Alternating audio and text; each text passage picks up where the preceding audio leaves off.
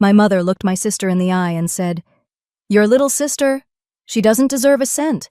She's dead weight. Cut her out." And my sister nodded. After everything I gave up, after every bill I paid, every hospital night I sat through, I was the burden. I didn't scream. I didn't cry. I just smiled back. Because what they didn't know was that I held Grandma's real will. And when the time came, I didn't fight to stay in their lives. I signed, and they're the ones who got erased. Before we dive in, tell me, where are you listening from and what time is it there? I'd love to know. Drop it in the comments. The late afternoon light filtered through the rustling maple trees, casting moving shadows across the yard as I stepped off the gravel path toward the main house. My arms ached from the long hospice shift, lifting, guiding, comforting. My scrub top still smelled faintly of disinfectant and lavender balm, the kind Mrs. Neely liked before her evening pain meds. I had planned to just drop off a small jar of ointment for Grandma, something to ease the stiffness in her knees. But as I reached the back porch, something made me stop. The side kitchen door was open, just a sliver, but enough to catch a sound. "Doesn't deserve a cent," I heard. My name hadn't been said, but the bitterness in that voice, it pulled me closer, like stepping into ice water. My mother's voice. "She's dead weight, Callista," Mom said again, sharp and sure, like slicing bread she didn't plan to serve. "She's the burden we can finally erase." I didn't breathe. I didn't move. I just stood there, right outside the frame of the door, heart thudding slow and thick like it wanted to pretend it hadn't heard a thing. Inside, Callista laughed, a dry, smug chuckle I hadn't heard since we were kids, and she'd tricked me into trading my whole allowance for a broken cassette player. "It's about time," Callista said. "All she ever did was make herself useful, but that's what makes her easy to cut out. No voice, no spine, just convenience." Convenience. I gripped the jar tighter. My fingers trembled around the glass, not from cold, but from the heat climbing up my chest and settling somewhere beneath my collarbone. I should have walked away, should have left that jar and turned back toward the guest house, but I couldn't. I stayed there and listened. "She thinks taking care of your grandmother entitles her to something?" Mom scoffed. "It's charity. She should be grateful we even let her stay out back. That little shack was supposed to be a tool shed. Now it's her kingdom." Everett, my father, cleared his throat then, barely a mumble. Probably sitting at the counter, avoiding eye contact like always, a presence with no weight. I waited for him to say something, anything. But silence lingered like a closed door.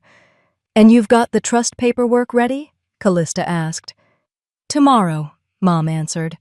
"Once we update it, it's done. Everything goes to you and Daniel." I had to blink hard to keep the sting in my eyes from falling.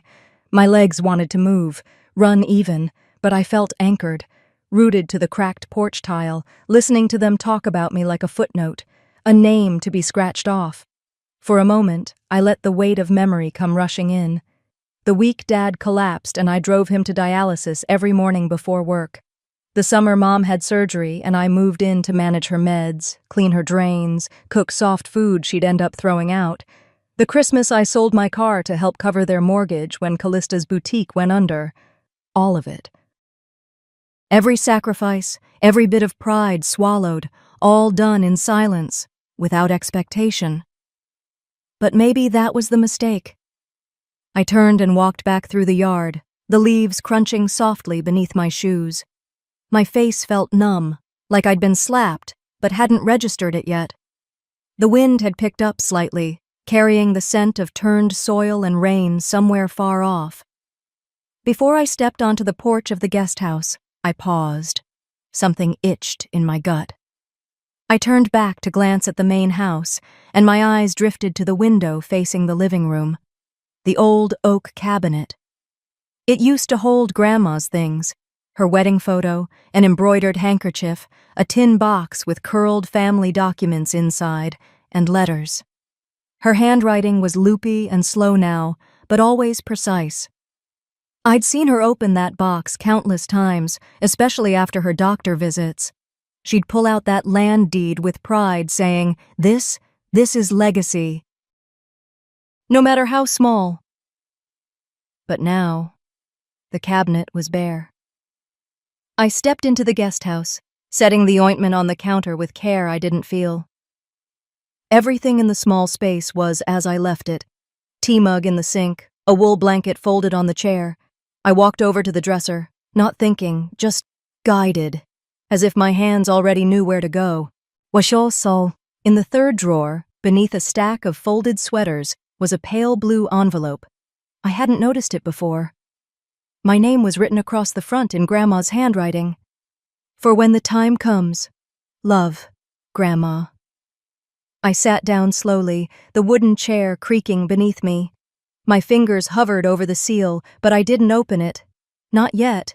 I just stared at it, like it might breathe on its own, or whisper something if I listened hard enough. Outside, the wind brushed through the trees like a warning. I held the envelope like it might shatter.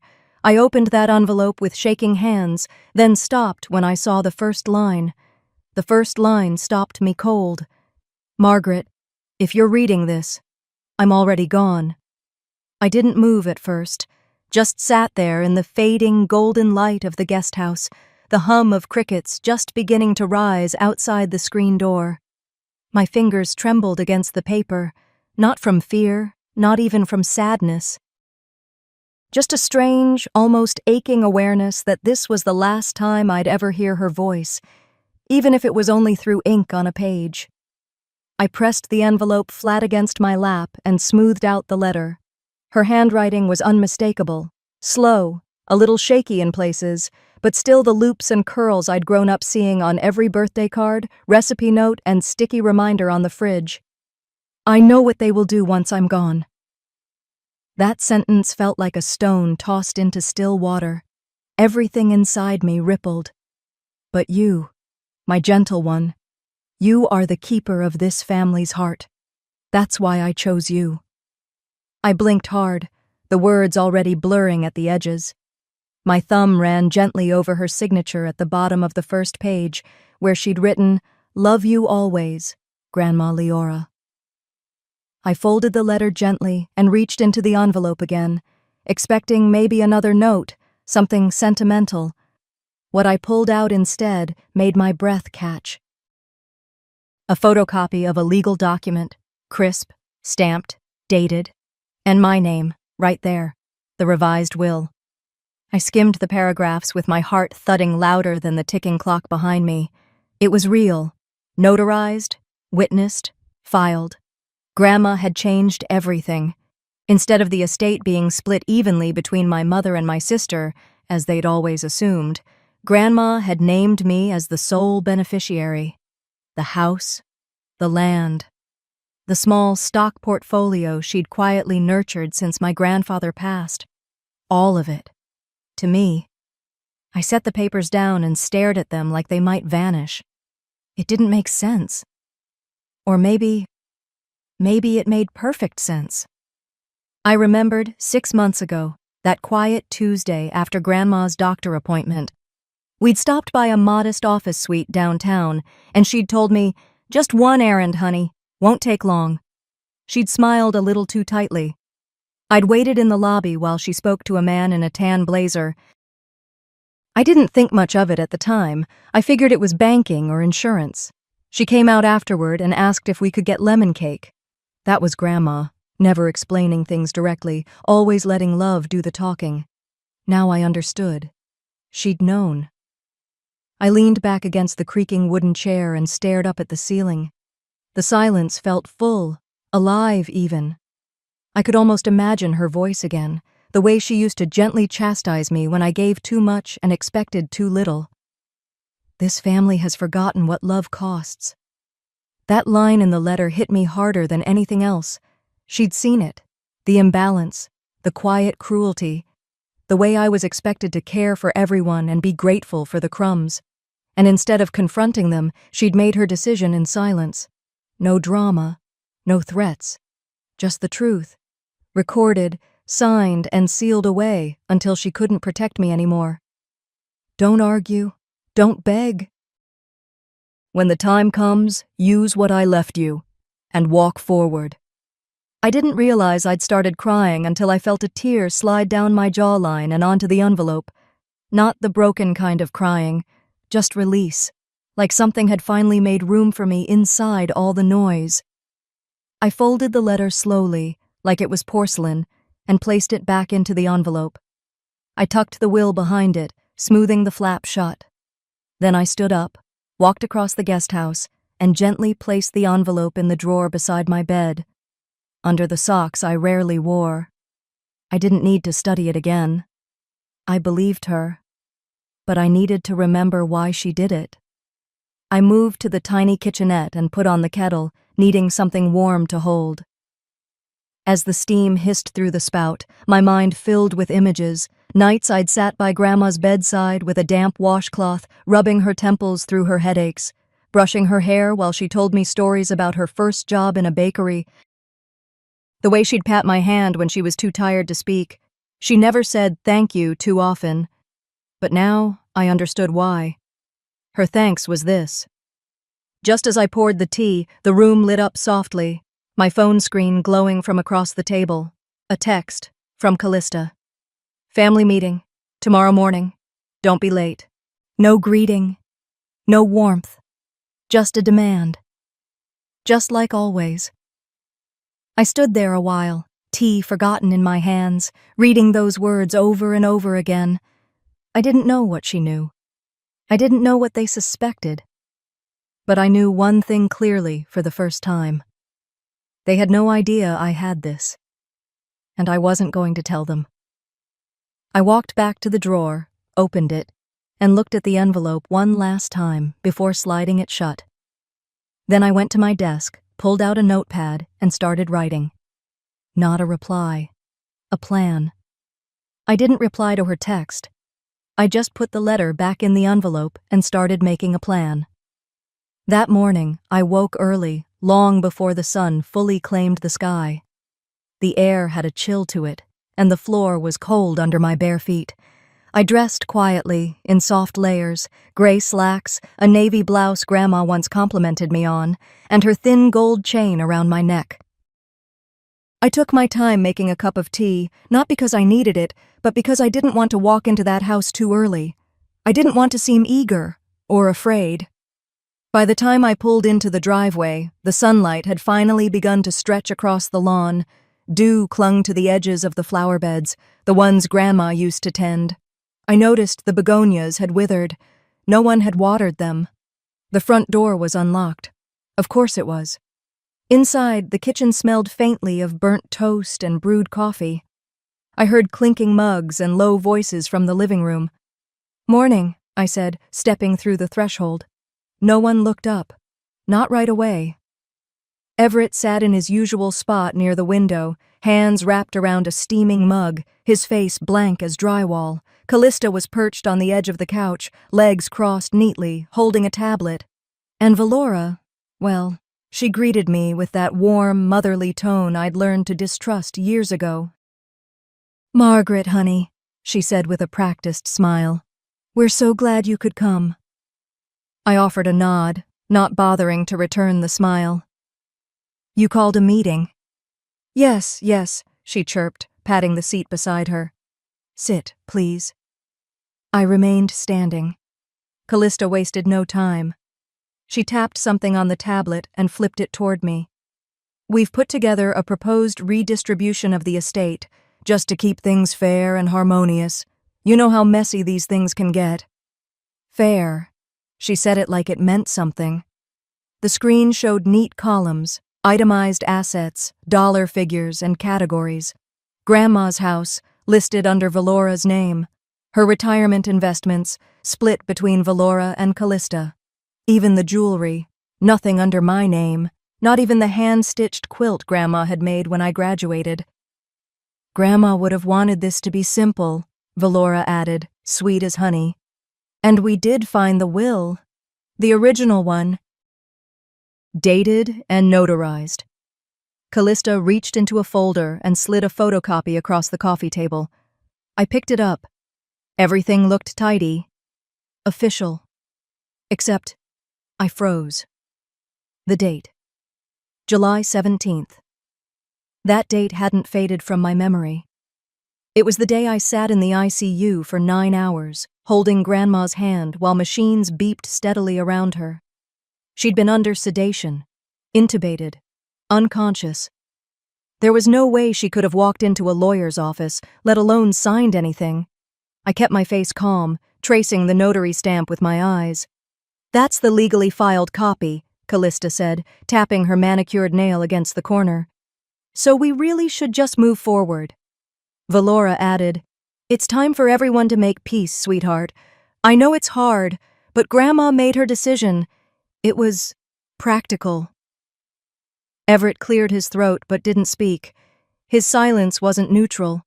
It never had been. It was complicity. Quiet, careful complicity. I folded the paper neatly and handed it back. "Thanks for the update," I said, my voice smooth as glass. "I'll review everything carefully." Callista raised one eyebrow, just slightly. "Margaret," she said, her voice lowering as if she were giving me a life lesson, "just make peace with it, okay? You were never really cut out for this kind of responsibility." I held her gaze, not blinking. Then I turned and walked toward the front door. I didn't slam it. I didn't look back. Instead of heading home, I took a right at the stop sign and drove straight into town. My hands didn't shake. My breath was steady. I knew where I was going before I even pulled out of the driveway. Bray Associates sat in a modest brick building near the courthouse. I remembered the awning, deep green with gold lettering. The last time I'd been there, Grandma had told me to wait in the lobby while she tied up a few loose ends. Now I was here for those loose ends. I pushed through the glass door, and the chime above gave a gentle ring. The receptionist looked up. A woman in her 50s, sharp-eyed but kind. She paused. Then she set her pen down and stood. "Ms. Sorrell?" she said. I nodded. She smiled, small, almost knowing. "We've been expecting you." The receptionist stepped aside and gestured toward a hallway lined with soft yellow light. I followed her down the carpeted corridor, the quiet click of her heels the only sound echoing in the stillness. My breath felt shallow, my hands clasped tightly around my purse. I didn't know what to expect, but something told me my grandmother had left more than just silence behind. We stopped outside a polished oak door. A plaque read, "Myron Bray, Senior Partner." The receptionist knocked gently and turned the handle. "Mr. Bray, Ms. Margaret Sorrell is here." From inside, a voice, low and deliberate. "Please, send her in." The room smelled of leather-bound books and something faintly citrus. It was warm, not in temperature, but in tone. Golden light pooled on the desk from a bronze lamp, and framed photographs lined the bookshelves. A man in his 70s sat behind the desk, his white hair brushed neatly back, thin glasses perched low on his nose. He looked up with a kind of reverence in his eyes. "Ms. Sorrell," he said, standing. "I'm Myron Bray. Thank you for coming in." He offered his hand. It was firm but gentle. I returned the shake. "Thank you for expecting me."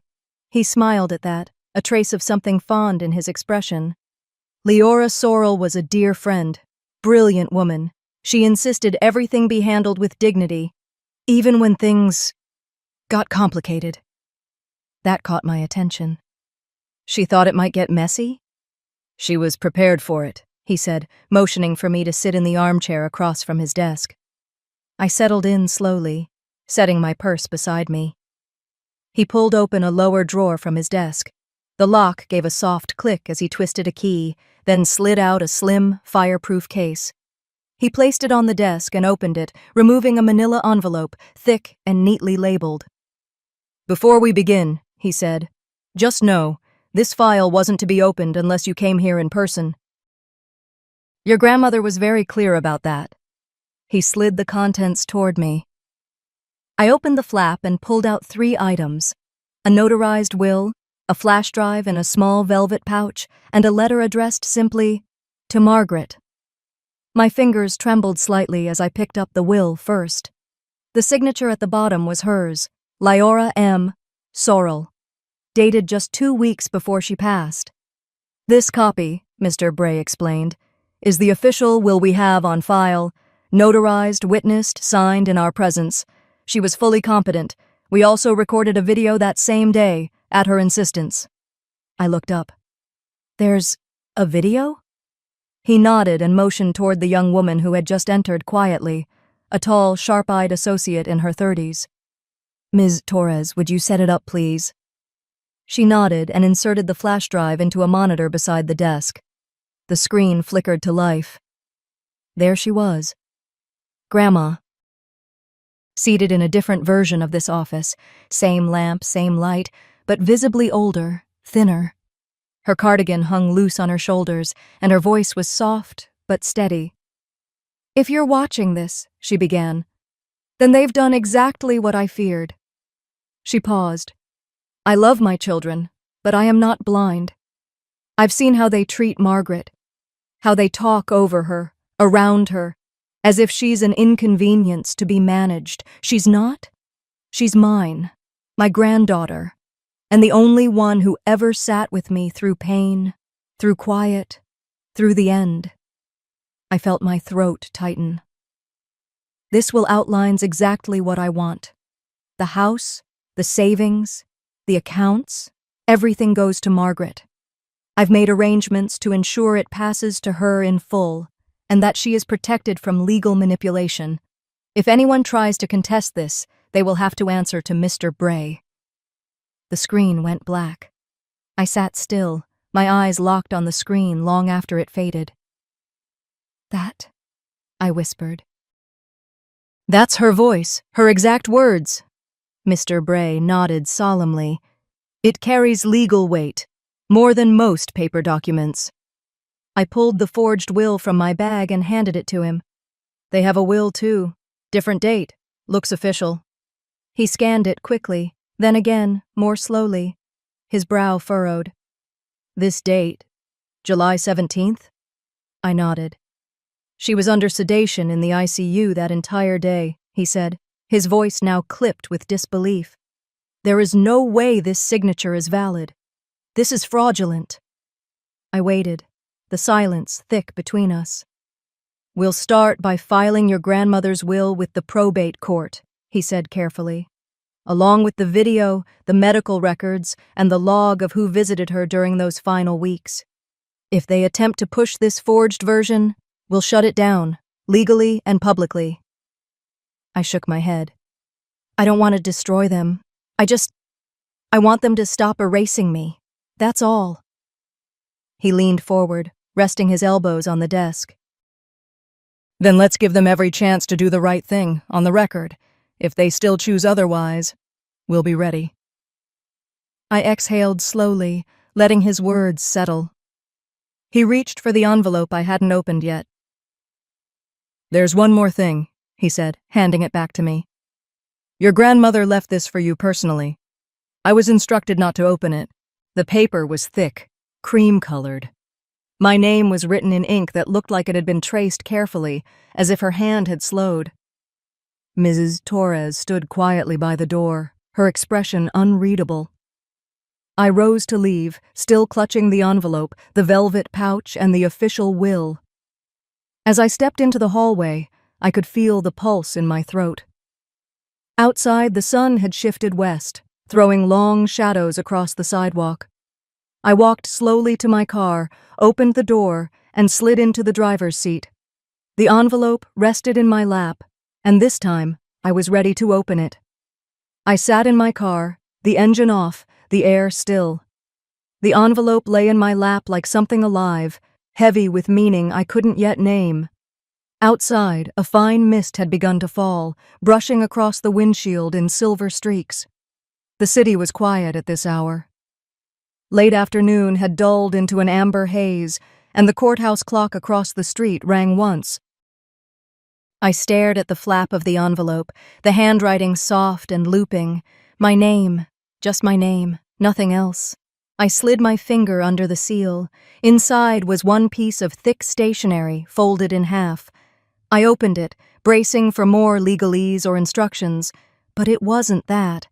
It was her voice, handwritten, unmistakably hers, slanted letters with that little flourish at the end of each sentence. No lawyer language, no demands, just love. You were always the one who sat with me in silence, it began. Not to fix me, not to make it stop hurting, just to be there. That's love, Margaret. That's what none of them ever understood, and that's worth more than gold. I pressed the letter to my chest, my breath hitching, my vision blurred, and just like that, I was back in her kitchen again, 7 years old, swinging my legs at the table while she stirred soup. The house smelled like thyme and lemon peel. I had scraped my knee that day falling off my bike, and no one else noticed. But she did. She always did. I know what they've become, the letter went on. Don't hate them, but don't let them win, either.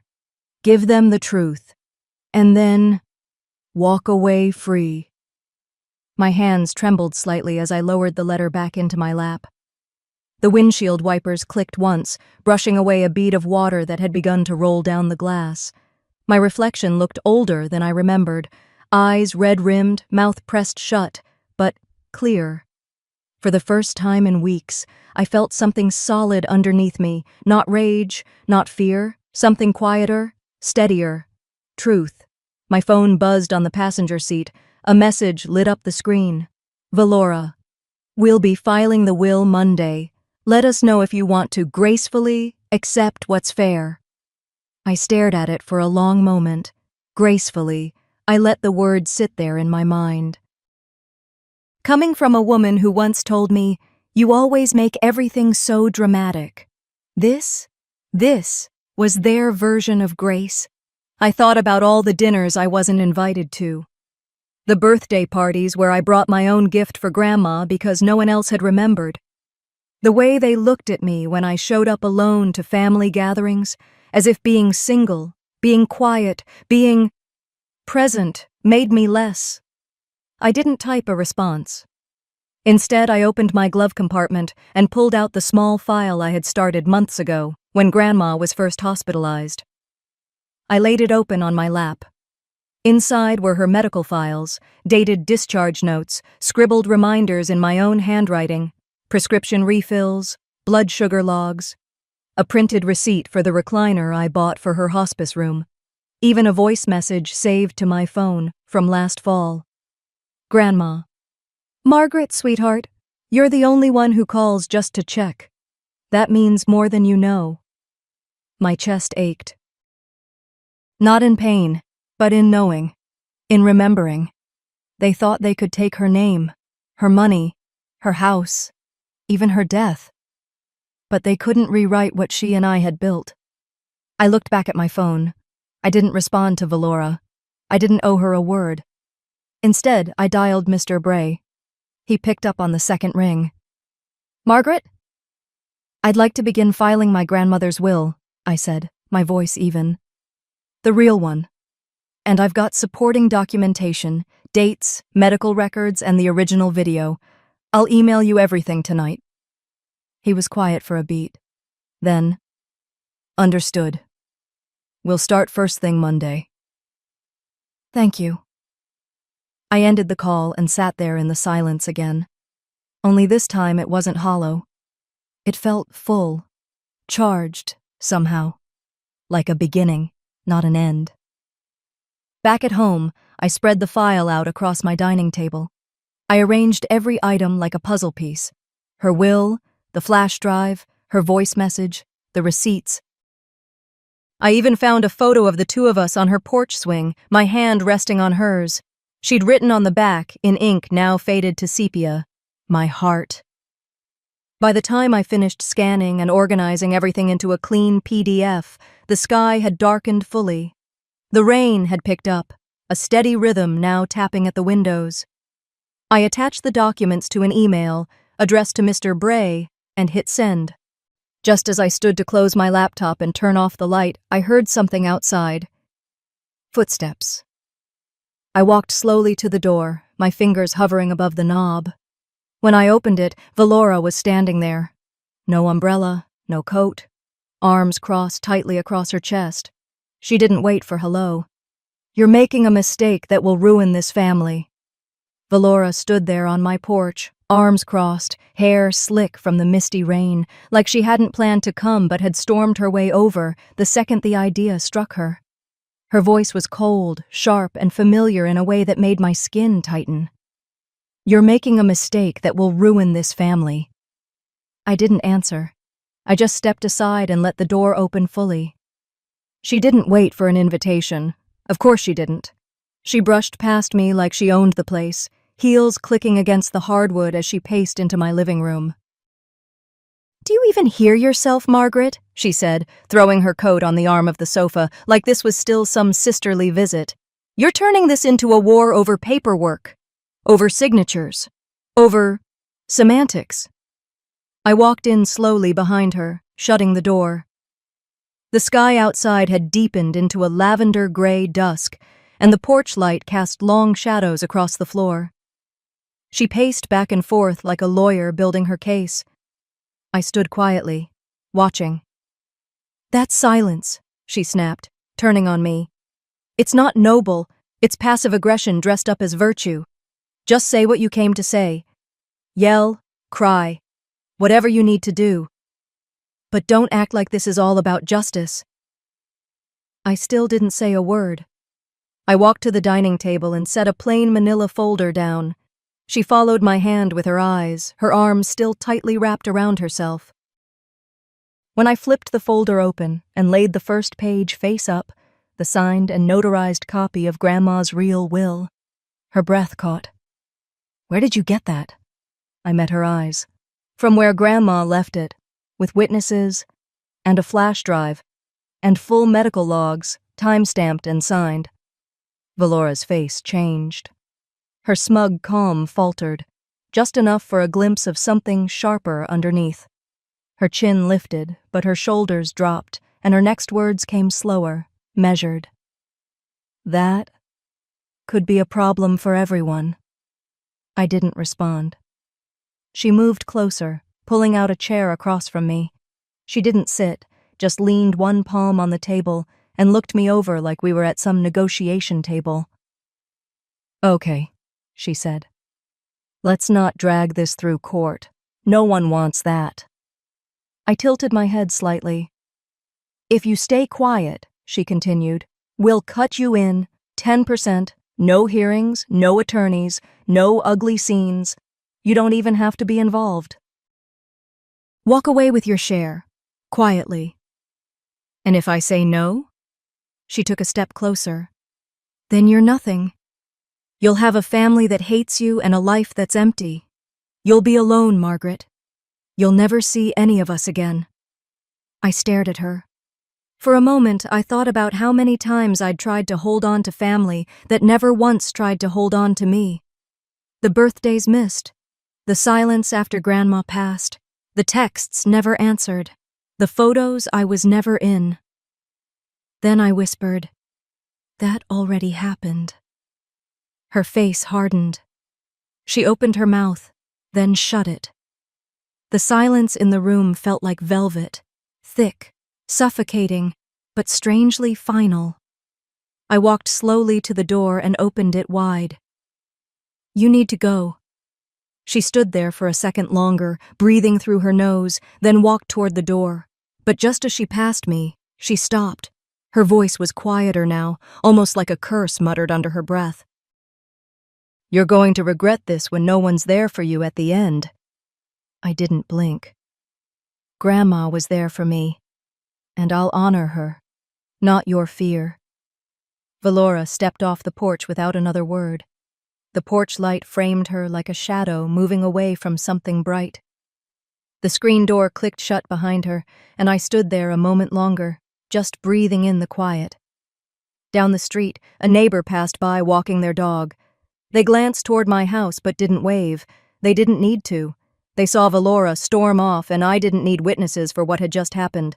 But still, there was a comfort in knowing someone else saw her walk away. Back inside, the house felt different.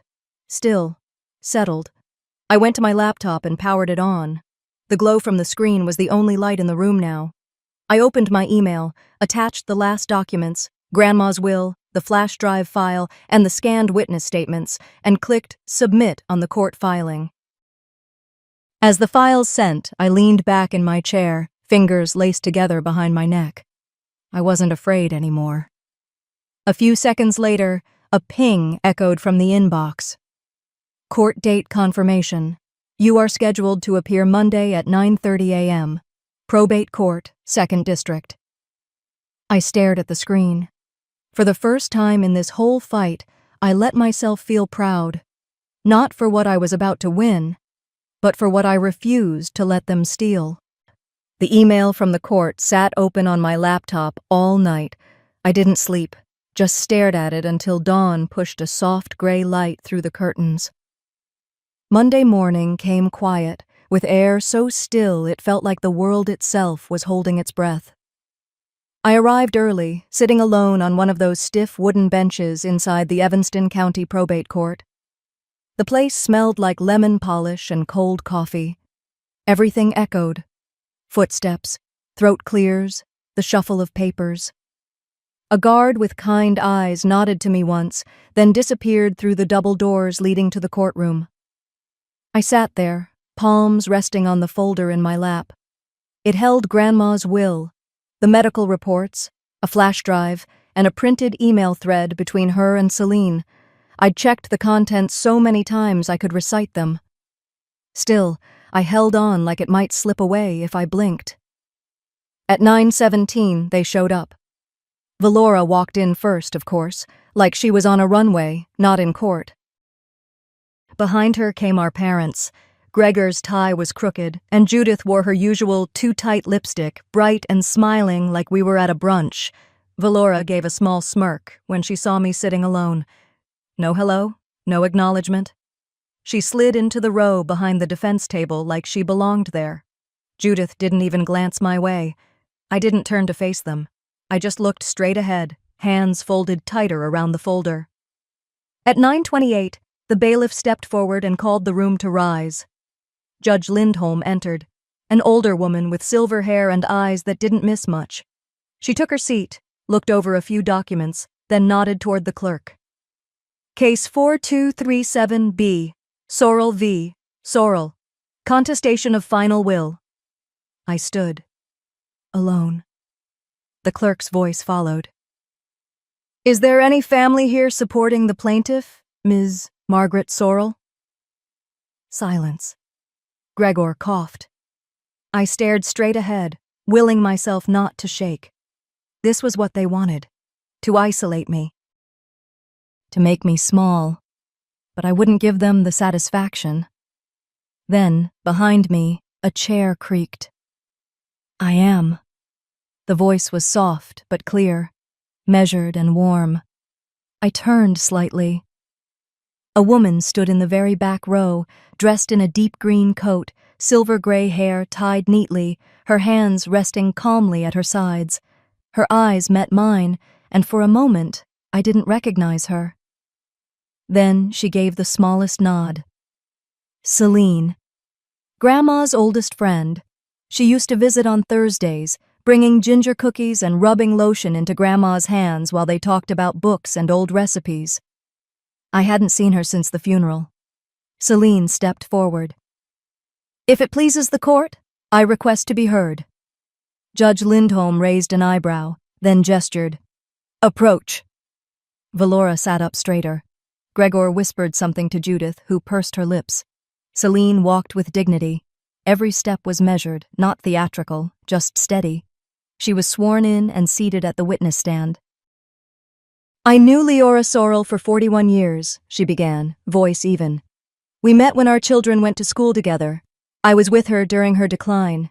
I visited weekly. In her last year, I was often the one bringing groceries. But Margaret, she turned slightly toward me. Margaret was there every week. She brought homemade soup. She cleaned the kitchen when Leora couldn't. She paid the medical copays out of her own pocket, even when she didn't say so. I swallowed hard. She confided in me, Celine continued, about her fear that after she passed, the wrong people would take what she had built. She wanted Margaret to carry forward the bakery foundation she dreamed of. She wanted someone who loved people more than profit. Valora's lawyer, a slick man in a navy pinstripe, cleared his throat and stood.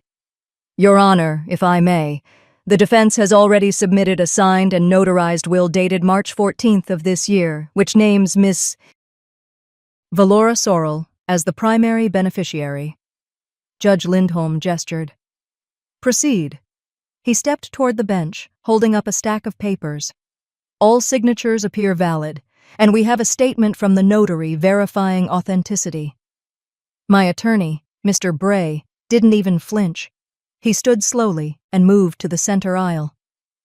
Your Honor, he said, placing a single sheet on the judge's bench. On March 14th, Ms. Leora Sorrel was sedated, intubated, and placed under critical observation in ICU room 412 at Evanston Medical. This is a full medical record printout, time-stamped, verified, and signed by the attending physician. He paused, meaning she could not have spoken or held a pen. Gasps broke out around the courtroom. Even the court reporter looked up. Valora turned toward her lawyer, panic cracking her polished expression. Judith's hands clenched her purse so tightly the leather wrinkled. Gregor muttered something sharp under his breath. Judge Lindholm adjusted her glasses and stared at the defense table. This court will need no further theatrics. This is fraud. The room went silent. Celine stood slowly, placed a hand on the railing between the witness box and the gallery, then looked toward me. I didn't dare blink. Judge Lindholm turned back to the front. The true and final will is hereby validated. Full rights and responsibilities fall to Miss Margaret Sorrel. I exhaled. Not loudly. Just enough. My knees almost buckled, but I gripped the table to stay grounded. Across the room, Valora looked like she'd been hit in the chest. She opened her mouth to argue, but her lawyer gently placed a hand on her arm. He knew it was over. Court adjourned. People stood. Papers shuffled. Murmurs floated in the air like dust. I turned to find Celine, to thank her, to hug her, maybe, but she was gone. Her seat was empty. Except for one thing. A single yellow rose, and next to it, folded neatly, was one of Grandma's kitchen napkins. The ones with embroidered pears she used every fall. I stared for a long moment. No note, no explanation, just a quiet gesture from someone who remembered the things that mattered. That night, I lit the last candle in Grandma's hurricane jar and set it gently on the windowsill. Rain tapped a soft rhythm on the roof, steady and slow, like someone trying not to cry too loud. I'd spent the afternoon unpacking the last of her things, tea tins, clothespins, faded recipe cards in her half-script handwriting. Some part of me thought putting it all in drawers would make her feel closer. But it didn't. It just made the house quieter. I was folding one of her old aprons, a floral one she wore whenever she made peach cobbler, when headlights cut through the dark, slicing across the porch and casting long, crooked shadows on the wall. At first I thought maybe it was Celine coming back. Maybe she'd forgotten something. But the engine didn't shut off right away, and no one rushed up like they had a purpose. The light stayed on. Then, the knock. 3 slow taps. Hesitant. Almost. Embarrassed. I opened the door. Valora stood there, soaked to the bone. No makeup, no umbrella. Her usually perfect hair clung to her neck and jawline. She didn't have a purse, just her arms wrapped tightly around her own ribs like she was trying to hold herself together. Her eyes met mine. I didn't come to fight, she said softly, barely above the rain. I came to ask if you ever loved us. I didn't say anything, not because I didn't have an answer, but because I didn't know where to put the answer. how to fit it into a sentence that could carry that much history, so I stepped aside and nodded toward the porch bench. "Sit," I said. "Let me get you a towel." She hesitated, then crossed the threshold. Her wet shoes squeaked on the wooden boards. I returned with one of Grandma's old towels, the thick blue one we used when storms knocked the power out and we'd dry off by candlelight. I handed it to her without a word. She sat, shivering, blotting at her hair and arms. The porch light buzzed faintly above us, casting a soft, golden ring around the bench. The rain had settled into a quiet rhythm now, just drizzle and distance. "I always thought you didn't want us," Valora began. "That you thought you were better." I stayed quiet. She glanced at me, then away. "Mom used to say, Margaret thinks she's special just because she reads books and brings soup. That doesn't mean she understands loyalty." I let out a small breath through my nose. "Of course. But it wasn't you that made me angry," she went on. "It was how kind you were. To her. To everyone. It made me feel like a fraud. I'd walk into a room and feel like I didn't measure up. And Mom made sure I blamed you for that." Still, I said nothing. Because every word I wanted to say felt jagged, and I didn't want to hand her something sharp. "I'm not here for money," she whispered. "They're cutting me off now. Mom says I embarrassed the family. That I lost everything in court because I'm soft, because I didn't finish you off." Her voice cracked. She looked away quickly. I don't know where to go." I turned to her. "And what do you want from me, Valora?" She blinked, her lip trembling slightly. "Just a place to sit. Just for a minute. I don't have anyone else who'll even open the door." I stared at her. The woman who once forged a signature to take everything Grandma had left behind. Who stood silent while I was erased. Who let our parents call me a mistake. But tonight, she looked small. Smaller than I'd ever seen her. I didn't answer right away. I let the rain fill the silence between us, like a buffer. Then, slowly, I went back inside, grabbed a pillow from the love seat, and brought it out to her. "You can stay on the couch," I said. "Just for the night." She nodded, shoulders shaking, not from cold anymore, but from something deeper. She took the pillow and followed me in without another word. No theatrics, no pleading, just two sisters who no longer knew how to be sisters, sharing one roof out of necessity. I set out an old quilt, made sure she had water. Then I turned off the porch light and went to bed. I lay awake, staring at the ceiling, listening to the storm. And I remembered what Grandma had once whispered when I was about 8, curled up next to her after school. "Kindness isn't forgetting. It's choosing who you'll become." She didn't mean kindness was weakness. She meant it was power. Quiet power. Power without noise. The next morning, sunlight spilled over the hardwood floor like nothing had happened. Birds chirped. The house smelled faintly of rosemary from the sachet Grandma used to keep by the window. I walked into the living room. Valora was gone. No shoes, no jacket, just gone. But on the table was a folded piece of paper. I opened it. Her handwriting was messier than usual. "Margaret, thank you. You were always the real heir. V." That was it. No apology, no explanation. Just a sentence that carried more truth than anything she'd said in years. I stood there for a moment, still holding the note, when something outside caught my eye. Movement across the street. I looked up. And there they were, Judith and Gregor, sitting in their car, watching. No shame, no pretense. Just watching, like they'd been there the whole night. I stared back, didn't blink, not this time. The car was still there when I went to bed, but by morning it was gone. Just tracks in the gravel, a thin arc of tire marks where Judith and Gregor had sat the night before, watching like ghosts too bitter to speak. The house was quiet. the kind of quiet you don't notice until you've lived with noise for too long. I made my coffee the same way Grandma used to, slow brew, just a touch of cinnamon in the filter. The sun pushed through the curtains in long golden stripes. It had been a week since Valora showed up drenched and broken. She hadn't called since. She hadn't needed to. Her silence, for once, said enough. I stood by the window, fingers wrapped around the warm mug, staring out at the soft roll of the morning mist on the street when I heard it. 3 knocks, not rushed, not hesitant, just deliberate. I didn't move right away. I already knew who it was. When I opened the door, she was standing there like she hadn't spent the last year erasing me from everything that once had my name on it. Hair pinned, blouse perfectly pressed, pearl earrings, and next to her, Mr. Dalton, the family attorney, same briefcase he always brought to family estate meetings. I hadn't seen him since the week after the funeral. Judith smiled like we were about to share a pot of tea.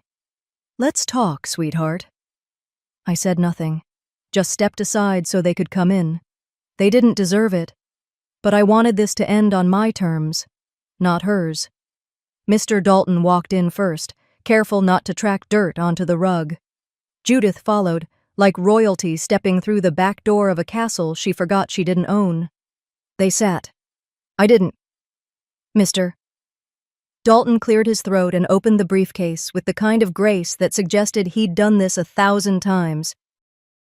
"We're here today," he began, "with a proposal to ensure the continuity and shared stewardship of the estate your grandmother left behind." I raised an eyebrow but stayed silent. He placed a document on the table, thick, double-spaced, printed in glossy legalese. "In essence," he continued, "this would grant joint oversight of the properties, liquid assets, and associated trusts to both you and your mother. It's a reasonable compromise, meant to protect you from potential administrative burdens and to ensure fiscal decisions remain balanced." I turned to Judith. She was beaming like this was a favor. "You're still young," she said sweetly. "So much responsibility can be overwhelming. This way you'd have support, guidance, from people who know how these things work." I stared at her for a moment. Then I walked to my desk. I took out a thin red folder, no gold stamps, no fanfare, and laid it gently on top of their stack of paperwork. Inside were 4 documents. First, the court orders naming me as sole executor and beneficiary. Second, updated deeds filed and recorded with the county. Third, Grandma's handwritten letters to the probate judge outlining everything, her fear of being manipulated, her insistence that I was to protect the estate from those who would strip it bare. And last, a detailed breakdown of withdrawals made from her account 2 months before she passed. Transfers to a shell company tied to Gregor's name. All of it already submitted to the state attorney's office. I handed the folder to Mr. Dalton. His face fell. He looked at Judith, then back at me. "I wasn't aware any of this had been finalized," he murmured. "It has," I said simply. Judith's smile cracked. She reached for the folder, but I covered it with my hand. "You think you're better than us?" she snapped, all sugar drained from her tone. "You think you can run this alone? You're just a scared little girl playing queen in a dead woman's house." I didn't flinch. "I've been surviving despite you," I said. "Not because of you. That ends today." Mr. Dalton stood, adjusted his glasses. "I think I should take my leave," he said quietly. He didn't wait for permission.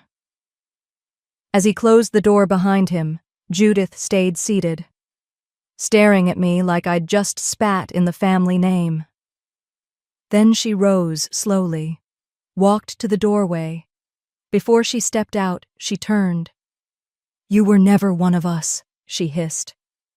I opened the door wider. "No," I said calmly. "I was never small enough to fit in." She walked out, shoulders rigid.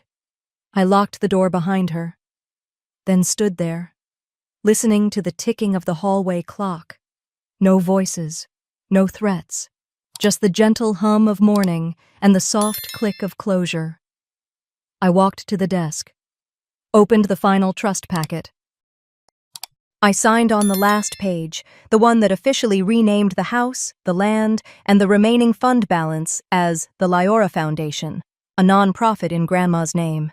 Its mission: to support caregivers like her, people the world forgot to thank, women who raised others with quiet hands and louder hearts. I took Grandma's photo, the one where she's wearing that pale green dress and holding a teacup in her garden, and hung it on the wall, right above the fireplace. Then I lit a candle beneath it, sat for a moment, just breathing. They were gone, not destroyed, not punished, just no longer written into the next chapter. And maybe that was enough. Maybe in the end, peace wasn't winning. It was choosing what no longer had the right to stay.